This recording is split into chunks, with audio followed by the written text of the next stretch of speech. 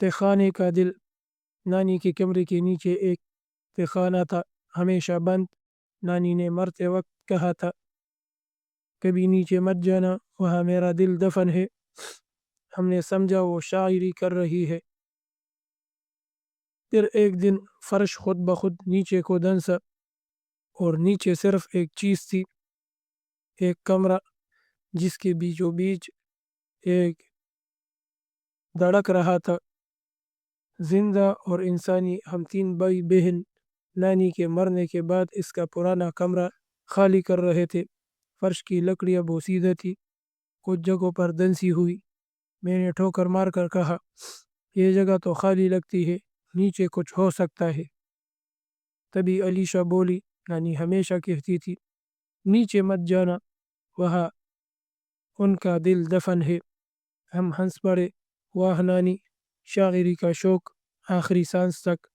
لیکن جیسی ہی ہم نے فرش ہٹایا، نیچے پتھروں کی سیڑھیاں دکھائی دی، اور ایک تہخانہ جو کسی نے کبھی نہیں بتایا تھا کہ وہاں ہے۔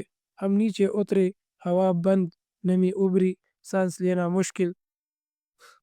دیواروں پر عجیب سے نقش جیسے کسی اور زبان میں، اور درمیان میں وہ چیز، ایک دل انسانی، بڑا اور دھڑکتا ہوا۔ علیشا نے کان لگا کر سنا۔ یہ واقعی دھڑک رہا ہے۔ نہیں یار، یہ ممکن نہیں، یہ کوئی آرٹ ورک ہوگا۔ میں نے آگے بڑھ کر چھوا، تب تب تب تب میرے ہاتھ لگتے ہی دل نے زور سے دھڑکا، اور دیواروں پر گندا نقوش روشن ہونے لگے۔ دل نے سرخ ہونا شروع کیا، جیسے کسی کی یادیں اس میں بری جا رہی ہو۔ پھر آواز آئی، وہی نانی کی، میں نے کہا تھا نا کبھی نیچے مت آنا۔ علیشا پیچھے ہٹنا چاہا، لیکن اس کے پاؤں زمین میں دھنسنے لگے۔ عمر نے چیخا، یہ کیا ہو رہا ہے؟ میرے سامنے دل سے دھواں نکلنے لگا۔ اس دھوئے میں نانی کی شکل، مگر آنکھیں کالی، گہری، کھوکھلی۔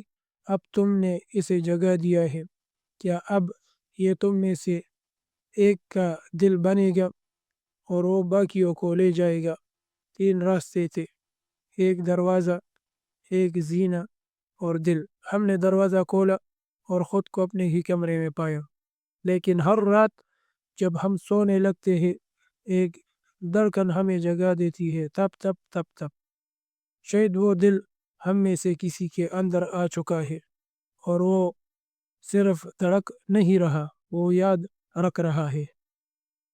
اگر کہانی آپ کو اچھی لگی تو چینل کو سبسکرائب کریں اور ویڈیو کو شیئر کریں۔